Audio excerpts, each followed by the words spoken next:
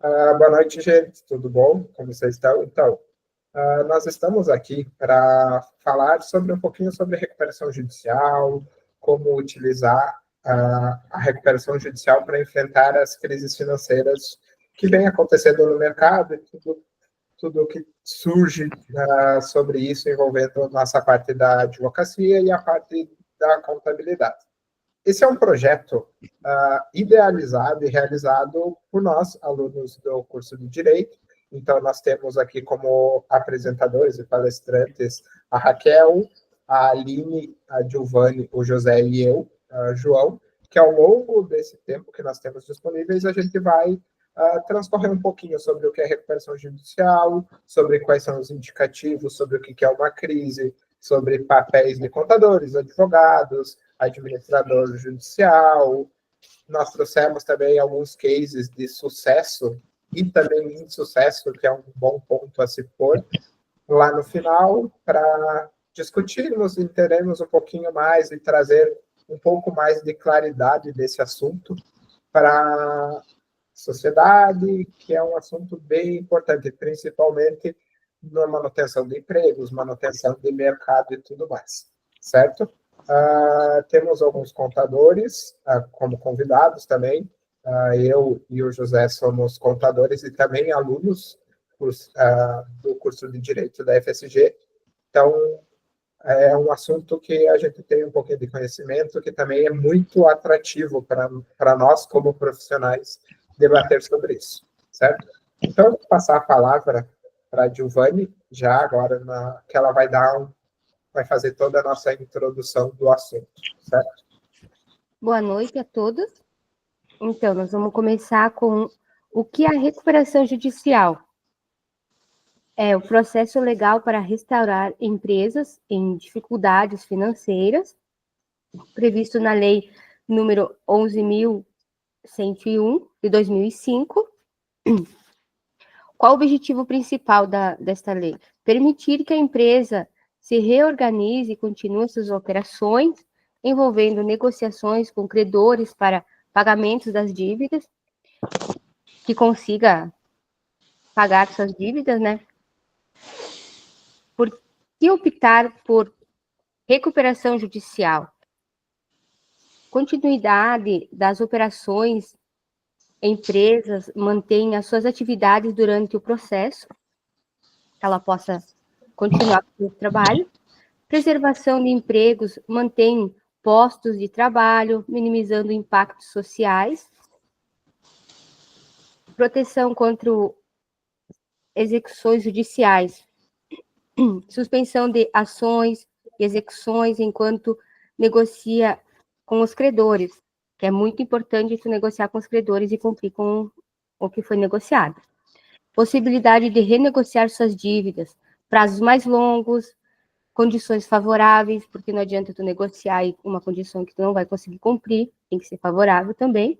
Valorização da empresa, recuperação de confiança de parceiros e clientes.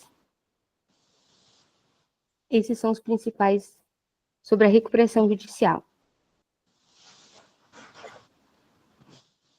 Agora, sobre os principais indicadores de crise e como mensurar isso, tudo mais, o José vai falar um pouquinho sobre isso para nós. Boa noite, tá? Sobre os principais indicadores da crise financeira dentro de uma empresa, envolve o setor de contabilidade, tá? Porque precisa fazer uma demonstração ou precisa ser verificado em relação ao seu fluxo de caixa negativo, onde essa empresa ela começa a ter problema de inadimplência, tá? E nessa inadimplência ela começa a ter problema de crédito, reduzindo todas as possibilidades de ela conseguir fazer a manutenção da operação dela, podendo ter uma elevação, digamos, elevar o seu endividamento e levar também a sua queda, no caso, não elevar, diminuir a sua queda de faturamento. Isso por quê? Porque no momento que uma empresa ela tem os indicadores financeiros com com o fluxo negativo, no caso, com a falta de recurso, tá? Ela vai ter problemas para fazer o seu dia a dia funcionar normal. E nesse funcionamento do seu dia a dia normal, aumenta a inadimplência do fornecedor e diminui muito o seu fluxo de caixa. Tendo problema de crédito, e nesse problema de crédito, automaticamente eles vão ter problema para comprar. E aí existe uma elevação natural do seu custo, tá? Porque eles perdem um crédito. Nesse patamar, ou diagnosticar a crise, tá? São indicadores que fazem exatamente os demonstrativos financeiros, eles vêm exatamente demonstrar esse tipo de coisa. Então, tem um fluxo de caixa que é projetado, mas ele não leva, não vê não tem uma previsão de fazer a verificação que o fluxo ele está devedor e não positivo, tá? E aí vem as margens, a questão da margem de lucro diminui, a liquidez também diminui e o endividamento cresce, tá? Então, essa é uma questão assim que realmente a empresa ela necessita fazer uma recuperação judicial para justamente equilibrar a entrada e a saída. E nessa recuperação judicial, ela precisa fazer que a empresa volte a ter fôlego financeiro para poder dar sequência na vida empresarial dela, no caso. Exato, exato. Então, nós vamos continuar seguindo. E aí, a partir desse momento, aqui foi falado um pouquinho sobre o que é recuperação judicial, perdão, como funciona o diagnóstico de crise, em que momento a empresa tem dados suficientes para entender que a recuperação judicial ela é necessária. Nós vamos adentrar agora, e aí já caminhando um pouquinho mais adiantado, e aí depois no final nós vamos fazer uma contextualização um pouquinho sobre isso, mas como constrói-se planos, como é que se trabalha essas questões, quais são os papéis de cada profissional, e isso quem vai comentar para nós agora é a Aline. Boa noite, pessoal. Então, plano eficiente. Gente, falar sobre como construir um plano eficiente é essencial, porque, na verdade, é o coração do processo, né? Sem um plano bem estruturado, a empresa não vai conseguir, né, superar a crise. Nós temos anotados, então, alguns pontos para falar sobre como construir esse plano eficiente. E o primeiro ponto aí é renegociação de dívidas, né? Que é priorizar, começando ali pela priorização de negociação com credores estratégicos. O que seriam os credores estratégicos, adentrando esse ponto? Principalmente aqueles que fornecem insumos ou serviços essenciais, né? Financiamentos importantes também, exemplo, com bancos que sustentam a operação, porque o foco nesse momento é garantir a continuidade das atividades da empresa. Temos anotado no segundo ponto, então, a reestruturação interna, que é revisar os processos operacionais, né, para reduzir desperdícios, realocar recursos para atividades mais rentáveis. Aqui no primeiro ponto, a gente tem anotado também propor descontos para pagamento à vista, o que pode funcionar muito bem também, né? Indo para o terceiro ponto, a busca de investidores ou parcerias, apresentar o plano para atrair novos sócios investidores, estabelecer parcerias que tragam, né, valor estratégico.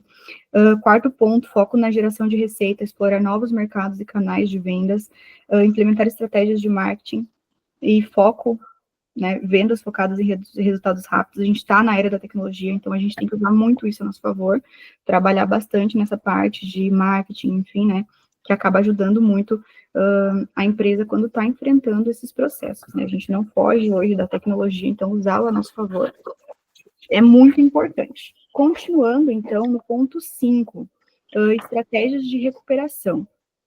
Renegociação de dívidas com prazos e descontos, reestruturação interna e corte de custos, que é essencial, cronograma realista, né, a gente tem que trabalhar, assim, com cronogramas realistas, prazos claros para execução de cada ação, projeção financeiras viáveis, demonstração de que a empresa pode, né, ser sustentável, engajamento de credores, propostas convincentes para aprovação do plano, a gente precisa muito ter isso, né.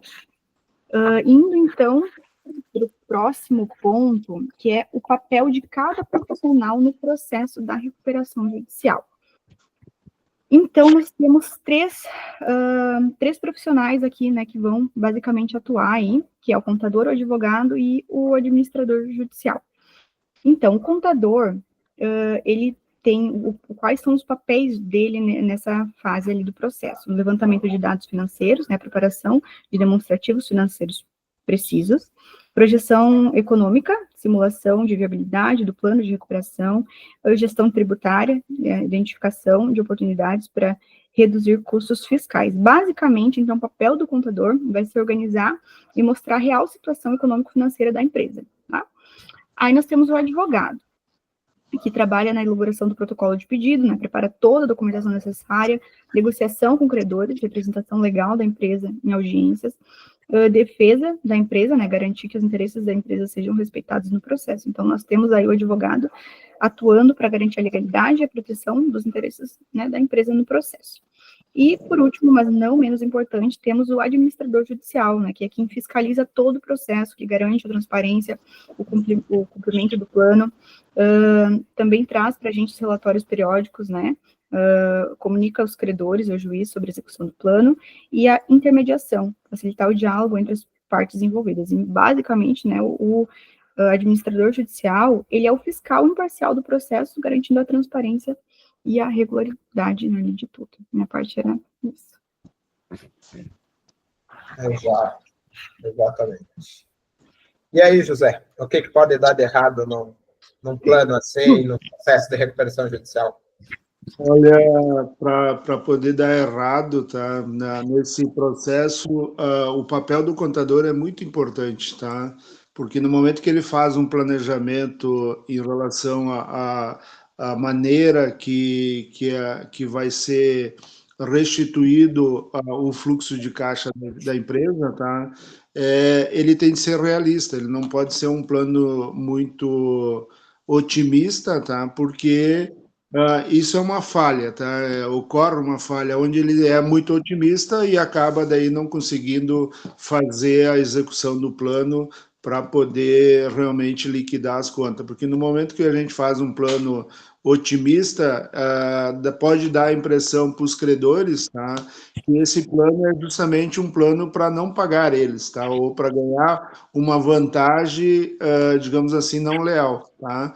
E aí vai exatamente ao contrário, a resistência dos credores vão ser muito grande, porque ninguém vai querer também abrir mão de todo o recurso dele que ele tem a receber, porque todo mundo tem custos, tá? E o credor também tem custo. Então, a resistência do credor em relação ao plano é justamente que esse plano seja um plano de recuperação, que ele realmente possa dar uma condição efetiva dessa empresa continuar funcionando, tu entendeu? Então, ele também tem interesse em receber, mas ele é resistente na questão de abrir mão de algumas coisas. Porque no momento que a gente vai fazer um plano de recuperação, principalmente na parte contábil e utilizando o advogado que vai precisar fazer essa negociação, tá? Ele é necessário para poder conversar com os credores e dizer, a gente nesse primeiro momento a gente não vai pagar juro, a gente vai diminuir alguma coisa nesse sentido, nós vamos precisar continuar, de repente, utilizando o crédito junto com vocês, quer dizer, vai existir uma transparência, uma conexão, tá? Para justamente esse plano não dar errado. Porque se dá errado, se essa gestão da crise for ineficiente, tá? O que vai acontecer com a empresa? Vai levar ela à falência, e aí vem a liquidação, que daí é totalmente ao contrário do que é a recuperação judicial, que a recuperação judicial é justamente como a colega no começo comentou, é fazer a empresa voltar ao mercado e fazer a parte social dela e a parte comunitária, tá? Então, o que pode dar errado é 99% em relação ao plano, de ser um plano realista, tá? E não um plano otimista demais, tá? Como evitar falhas nesse processo, tá? Hoje a gente tem elencado aqui 4 itens, tá? Com uma proposta bem fundada, né? Fundamentada, tá? que é exatamente isso, fazer as projeções dentro de uma realidade onde há a condição de ser cumprida, tá? O engajamento das lideranças, é muito importante ter esse engajamento, porque as lideranças, tanto interna como externa, tá? Elas são fundamentais para isso acontecer, que daí quebra essa questão da resistência, tá? Quebra a questão da resistência a nível de fornecedor e também quebra no interno da firma a resistência no sentido de que a firma vai fechar ou que a firma vai falir, tá? Então, esse engajamento aí, deixar bem corretos os gestores, dar treinamento, conversar, fazer as modificações necessárias, sabe? Trabalhar com uma coisa bem planejada é muito interessante, tá? Em relação ao acompanhamento contínuo, isso é fundamental, tá? Como também a transparência do processo. As duas coisas, elas estão ligadas. A continuação, digamos, o acompanhamento contínuo e a transparência. Ser transparente é fundamental nesse processo para a empresa poder voltar a ser o que ela era antes e ter as projeções que ela pode ter a nível de futuro e a nível de comprometimento social, tá? Eu acho muito interessante que dá para evitar as falhas, dá para fazer um trabalho muito bom e muito proativo para a sociedade e para a parte social da empresa, do quadro social, como também da parte de colaborador. Não, exato.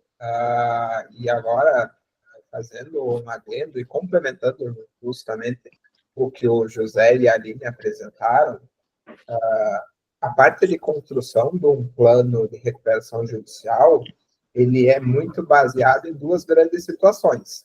Primeiro, a lisura dos dados, que vem da parte da contabilidade. Isso precisa estar muito claro, muito transparente, muito bem organizado. E depois, a outra parte é a parte de negociação, que aí entra a parte do advogado, com a parte da sustentação, de mostrar para o mercado e demonstrar para o mercado que aquele processo ele vai ser um processo contínuo, que vai trazer um resultado para a sociedade, que ele vai manter as operações da empresa, ele vai manter boa parte da manutenção dos trabalhadores, mantendo toda a economia muito bem alinhada. Ele é um trabalho que ele é em conjunto, né? O que nós apresentamos até agora nesse pequeno tempo, ele é um trabalho que demanda um contador muito bem alinhado, é um trabalho que demanda a parte jurídica, o advogado, o representante da empresa muito bem alinhado também com as perspectivas e vontades para que aquilo ocorra, mas principalmente gestores. Aqui, nesse momento, principalmente nesse tópico de engajamento de lideranças que o José muito bem trouxe, aqui é fundamental que os gestores estejam alinhados e queiram verdadeiramente construir esse resultado lá no final. Porque senão nada disso funciona. Não adianta nós termos bons dados da contabilidade com lisura muito bem fundamentados, muito bem trabalhados. Não adianta o trabalho do jurídico, o trabalho de conexão dos advogados ser feito com seus clientes e fornecedores para renegociação, se a parte da gestão, a parte da gerência não trabalhar efetivamente isso. Esse, inclusive, é um dos pontos que nós acabamos não colocando aqui, porque nós nos atentamos muito mais a processos práticos, no sentido de pegar o que é uma recuperação judicial e transcorrer sobre ela, mas uma das grandes movimentações que é possível de se fazer e se é feito é reorganização e troca, muitas vezes, de gestão de empresas, né? Grandes empresas fizeram esse movimento para que trouxesse grande resultado. Então, desde lá como construir até evitar falhas no processo, ele é um trabalho incansável, né? Um trabalho que demanda tempo e demanda pessoas qualificadas para isso, né? trazendo tudo isso que nós trouxemos até agora, nós vamos apresentar alguns cases que realizaram, de grandes empresas aqui do Brasil que realizaram isso, e aí eu passo a palavra para a Raquel, que ela vai dispor e vai sobre um pouquinho mais sobre isso. Boa noite a todos. Falando sobre gestão, né, eu acho que é muito importante começar frisando que em 2024 foi um dos anos que mais teve pedidos de recuperação judicial, né, totalizando 2.273 pedidos. Né, isso alarmou um pouco, porque a taxa foi muito mais alta do que estava sendo. Então, isso mostra que, apesar de contabilidade estar ali em cima, orientando, aconselhando, enfim, o jurídico também, necessita realmente muito da gerência, do gestor, querer e saber como gerenciar as devidas empresas, né? Então, antes de adentrar alguns cases que a gente trouxe, algumas empresas, só para conhecimento, algumas empresas que deram certo, outras não, foi as Americanas, né, a Subway, Casas Bahias, né, uma empresa que a gente nem imagina que possa entrar em recuperação judicial, porque a gente vê que está tão bem, mas infelizmente acaba que, devido à gerência, devido à forma que é gerenciada a empresa, acaba entrando em recuperação judicial, enfim, 123 milha, Gol e tantas outras, né? Mas a gente trouxe aqui algumas delas para a gente falar um pouco. E uma delas foi a Oi, né? A Oi, ela entrou em recuperação judicial ali em 2016, com uma dívida de em torno de 80 bilhões de reais, né, na época. E aí ela tentou achar algumas estratégias de renegociação, e ela partiu para investimentos na modernização da fibra óptica, ela vendeu ativos, né, e dessa forma ela acabou conseguindo atrair novos investidores e acabou reorganizando a estrutura operacional dela, né.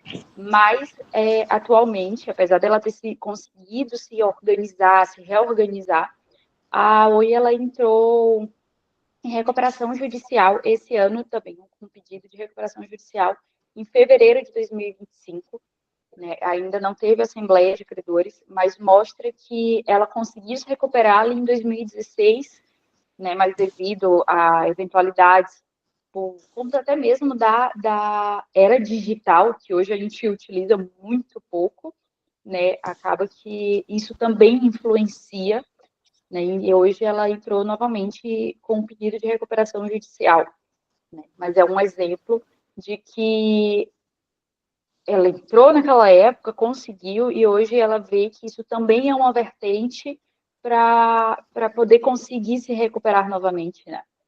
Um outro exemplo também é a Livraria Saraiva, né? Que devido a toda a digitalização, a era digital, e as facilidades da internet, ela entrou em recuperação, ela veio entrar em recuperação judicial em 2018, onde ela usou como estratégia o renegociamento com os fornecedores, e também ela percebeu que deveria fechar algumas unidades físicas onde não gerava tanto lucro, né?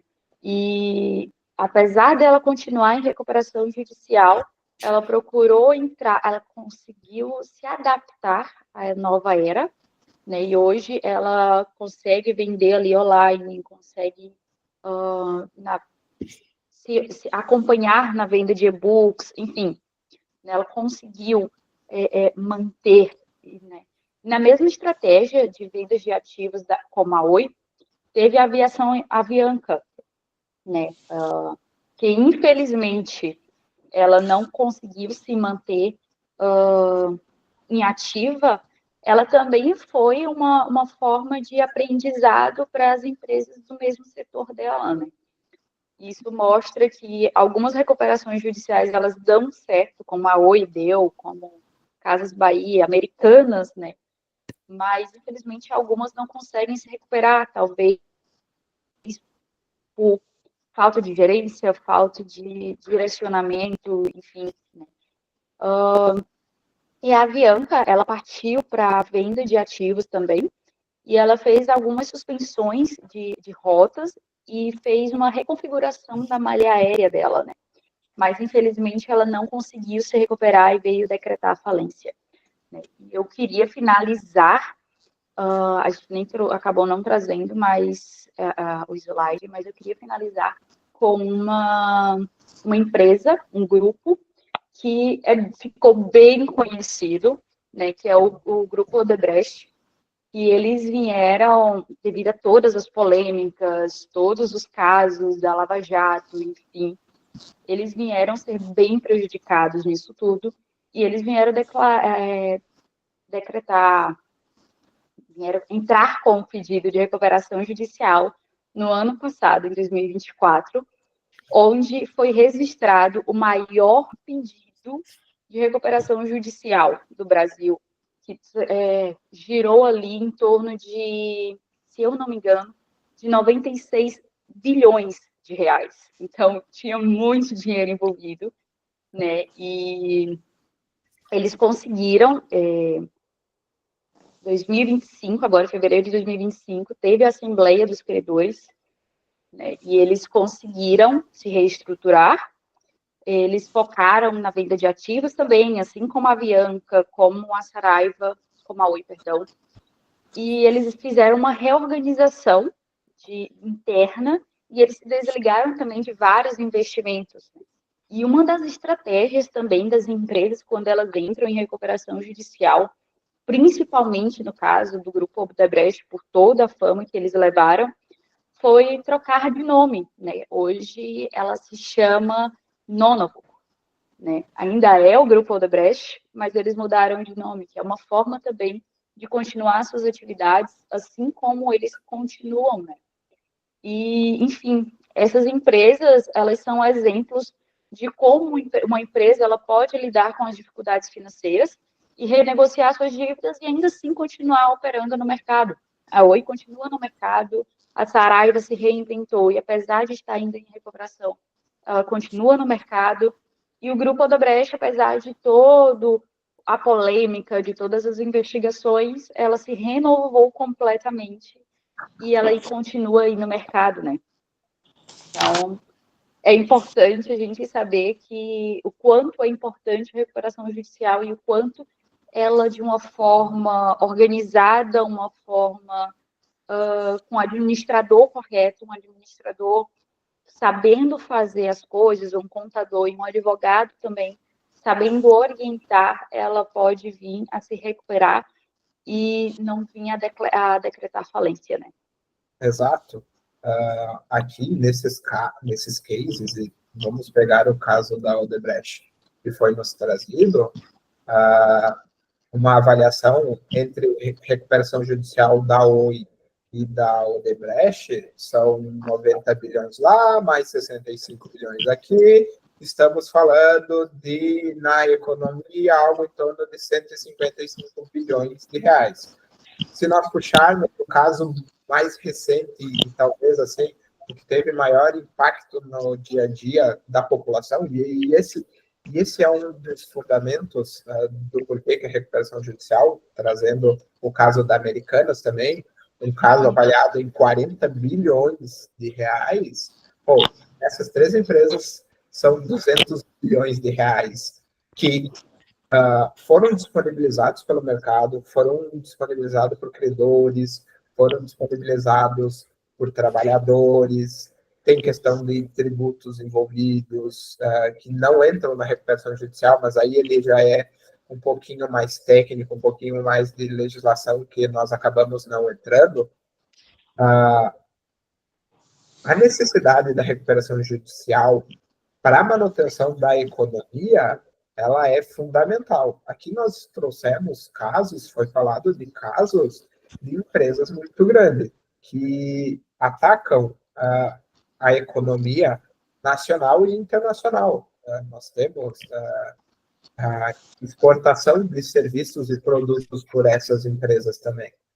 Mas quem é atingido é a população lá embaixo, é o consumidor final, principalmente da Oi. A Oi é uma empresa de telecomunicações, ela distribui internet muito provavelmente para muitos de nós aqui. Então, a recuperação judicial dela aceita pelo mercado faz com que ela se mantenha ativa, que ela continue a prestar o serviço para nós, assim, consumidores e tudo mais. Temos casos de outras empresas que trabalham de empresa para empresa, mas também é uma intermediadora que faz a economia girar. Com tudo isso, e aí mostra-se, esperamos ter apresentado para vocês, justamente que a recuperação judicial ela é uma saída para as empresas em crise, elas trazerem reestruturação para os seus negócios. Não existe um modelo correto de recuperação judicial que ele seja replicável. O que deu certo na Americanas vai dar certo na Oi, vai dar certo na Bianca, não vai.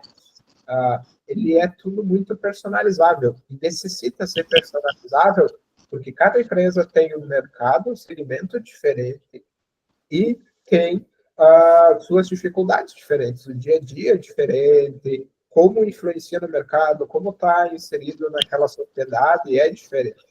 Então, a colaboração dos profissionais que nós falamos lá atrás, contador, advogado, gestores, administrador judicial, é fundamental para que, no princípio lá daquela nossa legislação, lá no início, a 11.101 de 2005, ela seja cumprida. Que um dos requisitos dela e um dos objetivos dela é a manutenção socioeconômica da empresa, trazendo benefícios para a sociedade. Né? O sucesso delas depende de planejamento estratégico, de colaboração entre profissionais qualificados, mas, acima de tudo, como bem ali diz, da determinação da empresa em superar desafios. É sentar internamente, olhar para o que está errado internamente, levar isso ao mercado, expor isso, olha, meu problema é esse, eu vou resolver dessa forma, mas eu preciso da ajuda de vocês. É basicamente, resumidamente, isso que tem que ser feito, que deve ser feito para que o plano siga seu curso normal e traga resultados para a empresa e trará resultados para a economia. Então, com toda essa contextualização, com o que nós apresentamos aqui, nós esperamos que esse webinar ele tenha mostrado que a recuperação pode ser uma ferramenta muito certeira para empresas. Obviamente que aqui nós trouxemos cases de empresas grandes, mas nós podemos trazer isso para a nossa realidade. Empresas de menor porte, que é a grande maioria do mercado, a perspectiva de CNPJs que estão abaixo lá dos seus 78 milhões, ou muito melhor, abaixo dos 4,8 milhões, que são empresas do Simples Nacional, que tem por isso e vivem da dificuldade, é uma estratégia muito bem assertiva, se for muito bem trabalhada, se for muito bem construída, para a recuperação desse negócio.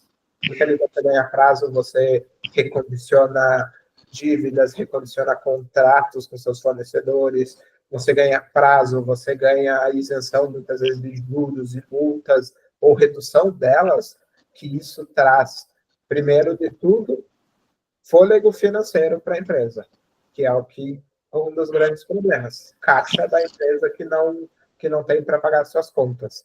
Feito isso, você começa a galgar novos caminhos para transformar isso para a sociedade. Certo?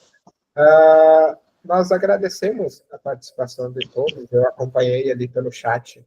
Nós não tivemos nenhuma pergunta, mas eu fico à disposição agora dos colegas. Se os colegas tiverem algo a complementar, um pouquinho mais, a percepção deles, né? A nossa percepção, eu vou reformular essa frase, a nossa percepção como estudante e trazer esse webinar para a sociedade é transformar o nosso conhecimento que a gente vem adquirindo dentro de sala de aula como resultado para a sociedade, não esperar lá na frente esse resultado só acontecer, mas isso a gente já pode começar a falar sobre. Então, eu acho... Desculpa, pode ir. Eu ia passar a demanda agora, José. Ia deixar em aberto para aqueles que quiserem complementar. Eu acho de grande valia. Não, eu acho muito interessante esse papel de esclarecimento, tá? Porque numa recuperação judicial, ela existe a recuperação judicial e existe também a recuperação extrajudicial, tá? Onde uma determinada empresa ela pode fazer para um determinado nicho, tu entendeu? Então, se ele tem problema com fornecedores, eles podem fazer uma recuperação extrajudicial, que essa recuperação extrajudicial ela também é judicial, ela também é através do fórum, mas de formato diferente, onde não há alguns riscos que na recuperação 100% há alguns riscos, tu entendeu? Então, há algumas coisas que são muito bem, digamos assim, que o empresário hoje ele não tem conhecimento, tá? Porque a recuperação judicial, o que tínhamos antes, a lei ela se reformulou e ela se modificou muito nessa questão.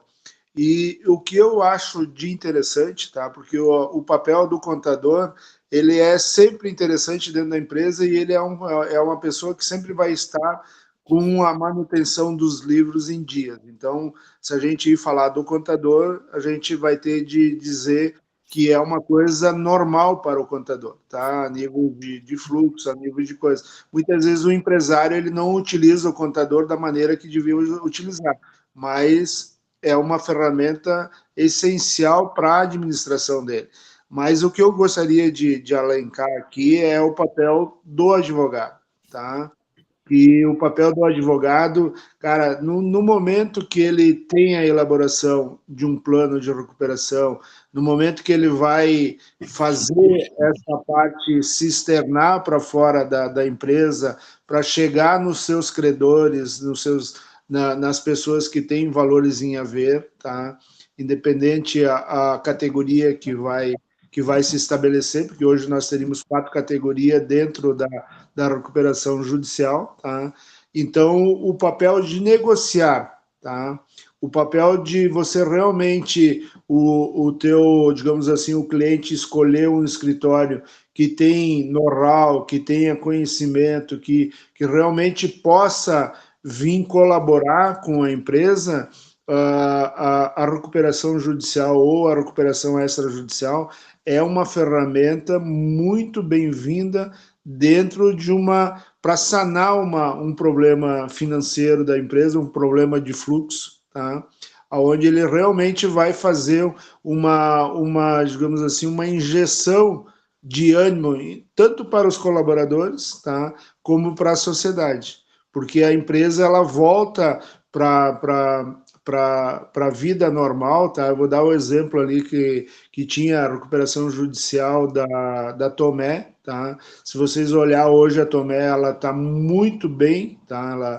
Ela voltou porque ela teve uma dinâmica de plano muito bem fundamentado, teve uma dinâmica de recuperação onde realmente foi eficiente, tá? Houve alguns problemas, inclusive, se vocês lembram das matérias que saiu na TV, que alguns funcionários se revoltaram e tal. Então, teve um desencontro ali, mas depois houve um encontro, tá? Houve um encontro e aonde o caso deles ficaram de sucesso, tá? E hoje eles estão muito bem no mercado, já fizeram os pagamentos, então estão positivamente dentro do mercado de novo restaurado. Então, eu digo assim, tem formas de ajudar o cliente? Tem formas de ajudar. Tem formas de explicar melhor esse ingresso desse tipo de ação? Tem formas melhores. Eu agradeço a atenção de todos, agradeço os colegas por eu participar desse evento, tá? E me coloco à disposição. Obrigado.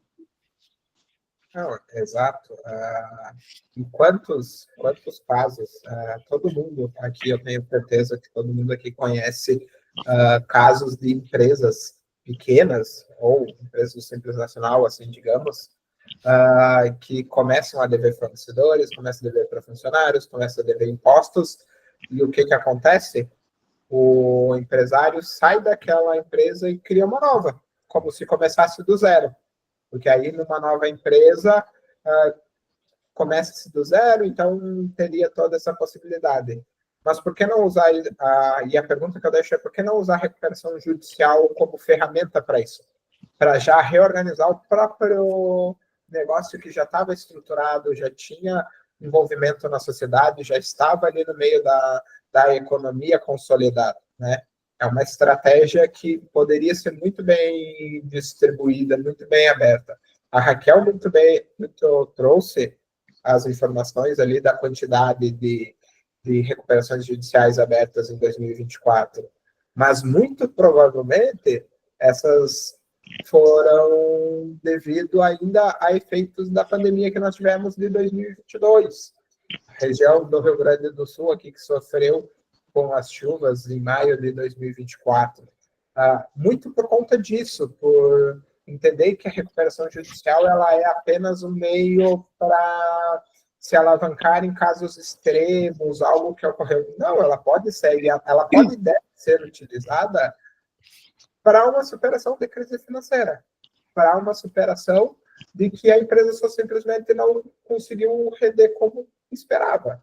Ela não precisa ter um caso atípico, uma situação atípica no mercado e no mundo para acontecer. Ela só pode ter ido mal e, assim, ter feito um bom pedido, né? Para reestabelecer todos aqueles princípios que a Lei 11.101 traz para nós. Isso. E é até bom destacar também, João, que alguns empresários não sabem, porque na nossa cabeça o judiciário ele é muito demorado, né? Então acho que é muito mais fácil fechar o CNPJ, abrir outro como se nada fosse, e ele também, além de apagar toda a tua história, tudo que tu construiu, tudo aquilo que tu batalhou, né? Porque às vezes também nem sabe e acha que vai ser tão demorado, né?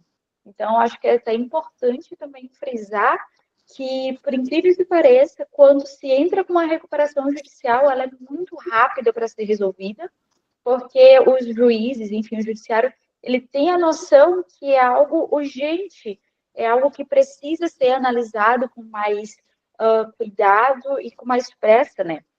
Então, ali se torna ali gira em torno de um ano e 6 meses. Então, isso para o judiciário isso é muito bom, é muito rápido, né? Então, ali logo tu faz o pedido de recuperação judicial, o juiz já aceita, já coloca em suspensão ali pelo prazo de 180 dias. Então, tu fica sem as tuas dívidas ali, né? A empresa ela fica por 180 dias com suspensões das ações, né? E logo em seguida a empresa ela já tem que apresentar o plano. Caso seja aceito o plano, tem que ser dentro de 60 dias, no caso, né? O plano tem que ser. Então, logo depois já é marcada a assembleia com os credores. Caso seja aceito a assembleia com os credores, eles votem a favor. Então, já começa todo o plano ali. Então, é algo muito rápido. Né? Então, é algo que o empresário ele deveria pensar sobre, porque é uma coisa muito viável para a empresa, muito melhor do que finalizar ali um CNPJ e abrir outro. Né? Então, é muito bom. E é muito fácil tu se caracterizar para entrar em recuperação judicial, né? Um dos quesitos é ali tu tá com 2 anos de empresa. Então, acho que é um ponto importante de frisar também que esse é um dos pré-requisitos para poder se enquadrar a entrar com pedido, né? Mas eu acho que é importante a gente frisar o ponto de é uma coisa muito rápida para o sistema que a gente vive. Exato. É uma situação rápida. Vamos aqui pensar, transformar a necessidade de ser rápido em números. Vamos pegar uma empresa, vamos simular aqui, vamos chutar uma empresa que tem lá seus 15 colaboradores. Cada colaborador ganha R$3.000, são 45 mil reais por mês, mais bota 1,6% de custo que a empresa tem. em média, ela tem um gasto só com os seus funcionários, algo em torno de 60 mil reais. 60 mil reais num prazo de 6 meses são 360 mil.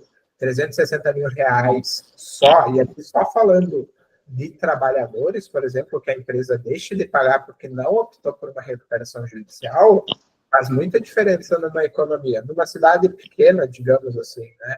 Que as pessoas, os empresários não têm tanto esse conhecimento ou não se fala tanto sobre isso, 360 mil reais numa economia, quantas pessoas direta e indiretamente são atingidas? Quantas famílias ali estão?